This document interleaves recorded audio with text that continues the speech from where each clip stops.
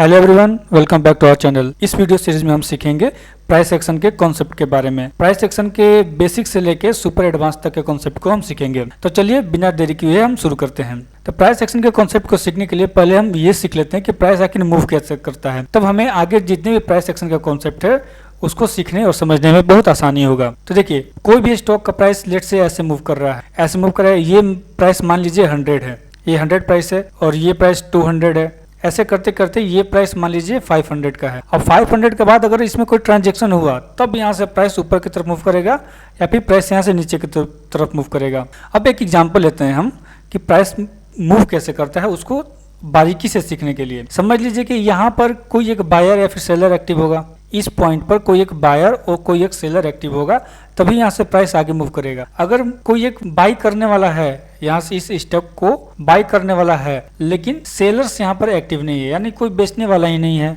इसको सेल करने वाला कोई है ही नहीं, तो प्राइस यहाँ से कांस्टेंट ऐसे हमें दिखता मिलेगा। यहाँ से ऐसे कांस्टेंट जाएगा, प्राइस यहाँ से मूव ही नहीं करेगा, ना ऊपर ना नीचे। लेकिन सपोज डेट जैसे ही यहाँ से मान लीजिए 499 रुपीज पर 10 क्वांटिटी बाई करने के लिए कोई बायर्स यहाँ पर एक्टिव हुआ है, बायर्स यहाँ पर आया है और 499 रुपीज पर ही 5 क्वांटिटी कोई सेल करना चाहता है, 5 क्वांटिटी कोई सेल करना चाहता है। तब यहाँ से एक ट्रांजैक्शन होगा। और ट्रांजैक्शन कौन सा ट्रांजैक्शन होगा?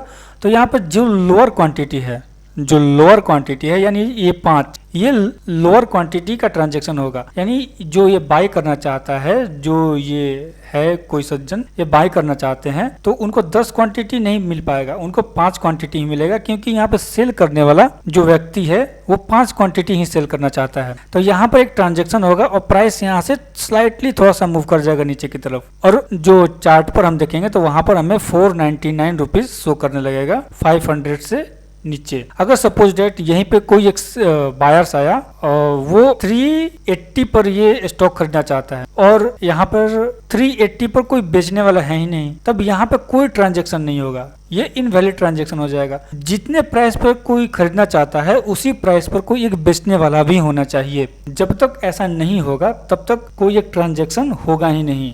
जब ट्रांजैक्शन नहीं होगा तो प्राइस में मूवमेंट हमने देखने को ही नहीं मिलेगा। आप में से बहुत सारे लोग देखे होंगे या सुने होंगे कि अपर सर्किट लग गया या फिर लोअर सर्किट लग गया। उसमें होता क्या है?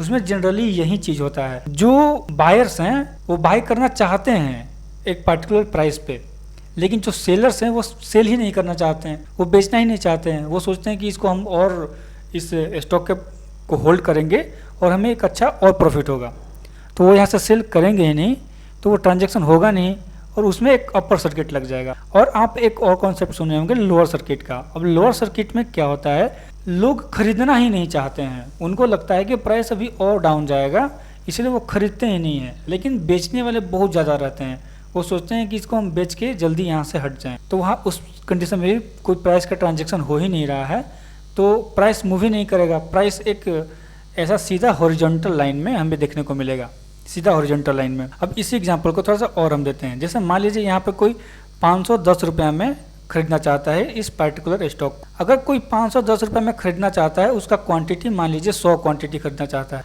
और 510 रुपये पर ही कोई इसको बेचना चाहता है और वो बेचना चाहता है 200 क्वांटिटी। अब इसमें से जो लोअर क्वांटिटी है वही ट्रांजेक्शन होगा। जैसे ये 100 क्वांटिटी है, ये क्वांटिटी का ही ट्रांजैक्शन होगा और ये जो बाकी 100 है वो ऐसे पेंडिंग हो जाएगा। तो यहाँ से जैसे ही 510 पर ट्रांजैक्शन होगा तो प्राइस यहाँ से ऊपर की तरफ मूव कर जाएगा। प्राइस का मूवमेंट हमें यहाँ से ऊपर की तरफ देखने को मिलेगा। और मान लीजिए एक इसे में थोड़ा सा और क्लियरिफाई करना चाहता हूँ मैं, अगर कोई यहाँ पर 510 रुपये पर खरीदना चाहता है, लेकिन बेचने वाला 510 रुपये पर जो खरीदना चाहता है इसका क्वान्टिटी लेट इट भी 50 है, वो 50 क्वान्टिटी खरीदना चाहता है, लेकिन कोई 510 रुपये और 50 पैसे पर बेचना चाहता है और उसका भी क्वांटिटी 50 है, तब भी ये ट्रांजैक्शन नहीं होगा, क्योंकि बेचने वाला का प्राइस ज़्यादा है और खरीदने वाला का प्राइस कम है। अब इन दोनों में से किसी एक को अपना वैल्यू कम करना पड़ेगा, या तो ये अपने 510.5 में से 0.5 हटा दें या फिर ये अपने बाइंग प्राइस में 0.5 ऐड कर दें। और जैसे ही ये ऐड करेंगे तो एक्सचेंज लेवल पर एक ट्रांजैक्शन होगा और इन दोनों का बाई ऑर्डर कंप्लीट हो जाएगा, तब इसको हम बोलते हैं ट्रांजैक्शन कंप्लीटेड। जैसे मान लीजिए आप एटीएम में गए, एक एग्जांपल लेता हूँ लाइफ का एग्जांपल। अगर आप एटीएम में गए और वहाँ से आप 2000 रुपये निकालना चाहते हैं और 2000 निकाल, लेकिन उस एटीएम के अंदर केवल 500 रुपये है, तो अगर आप 2000 रुपये विड्रॉ के लिए रिक्वेस्ट डालेंगे तो क्या आपका ट्रांजैक्शन हो पाएगा? जाहिर सी बात है, नहीं हो पाएगा। तो वैसे ही होता है इस प्राइस मूवमेंट में भी। जब तक कोई पार्टिकुलर लेवल पर जो बायर है और जो सेलर है उन दोनों का बाइंग प्राइस जब तक मैच नहीं करेगा तब तक वो ट्रांजैक्शन होगा ही नहीं। तो ये तो हो गया प्राइस का मूवमेंट होता कैसे। प्राइस का मूवमेंट जैसे कोई भी आप चार्ट देखते हैं, ऐसे ऐसे मूव कर रहा है, मूव करके ऐसे कोई भी एक डायरेक्शन देख लीजिए, तो जो हर एक पॉइंट है, हर एक पॉइंट पे कोई ना कोई बायर या फिर कोई ना कोई सेलर्स एक्टिव था, कोई ना, हर एक पॉइंट पे कोई बायर कोई सेलर होगा, तभी इसके प्राइस में हमें एक मूवमेंट देखने को मिला। अब यहाँ से प्राइस का मूवमेंट हमें नीचे देखने को मिल रहा है, यानी यहाँ से मान लीजिए ये 200 का प्राइस है यहाँ पर इस पर्टिकुलर पॉइंट पे, तो 200 के ऊपर कोई खरीदना नहीं चाहता था और 200 के नीचे ही सब कोई बेचना चाह रहा है। बेचने वाला जो है वो 200 के ऊपर जैसे ही वो चाह रहा है कि हम अपने इस पर्टिकुलर स्टॉक को बेचें, तो कोई खरीदना ही नहीं चाहता है, तो उसके अपने प्राइस को कम करना पड़ेगा। 200 से वो नीचे आएगा और उस टाइम पे कोई ट्रांजैक्शन सक्सेसफुल होगा, तब उसका प्राइस का मूवमेंट उसी के अकॉर्डिंग चेंज हो जाएगा। ये तो रहा कि प्राइस मूव कैसे करता है। अब हम आगे देखेंगे प्राइस एक्शन के पूरे कॉन्सेप्ट के बारे में। अब देखिए प्राइस एक्शन होता क्या है। तो प्राइस एक्शन बेसिकली ये डिटरमाइन करता है और हमें हेल्प करता है एक एंट्री और एग्जिट पॉइंट में। हमें एक चार्ट के हेल्प से हम देख के पता कर सकते हैं कि हमारा जो एंट्री पॉइंट है और जो एग्जिट पॉइंट है वो क्या होने वाला है, और ये जो हमारा ट्रेडिंग पर्पस है उसके लिए ये आइडेंटिफाई कराएगा कि हमें बाइंग और सेलिंग एरिया कहाँ पर है। एंट्री एग्जिट और बाइंग सेलिंग अप्रोक्स सेम है।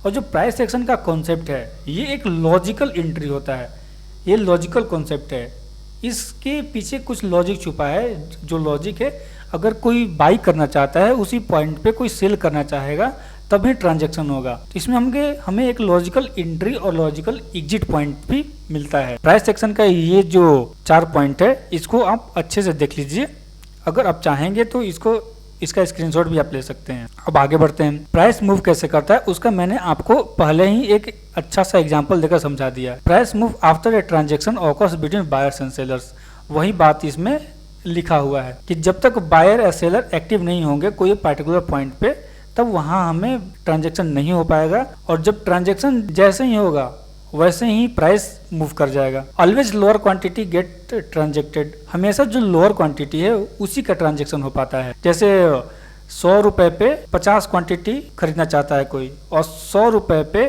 कोई 10 क्वांटिटी ही बेचना चाह रहा है, तो लोअर क्वांटिटी 10 हुआ तो बस 10 क्वांटिटी ही ट्रेड होगा, बाकी जो 40 क्वांटिटी लेफ्ट बच गया वो पेंडिंग ऑर्डर में चला जाएगा। When ever transaction occurs price move in that direction, और जब भी ट्रांजैक्शन होता है उसी दिशा में प्राइस मूव करता है। अगर प्राइस का मूवमेंट और बाइंग प्राइस ज़्यादा हो रहा है तो प्राइस और ऊपर मूव करता जाएगा, अगर बाइंग प्राइस और कम होते जा रहा है तो प्राइस और नीचे मूव करते जाएगा।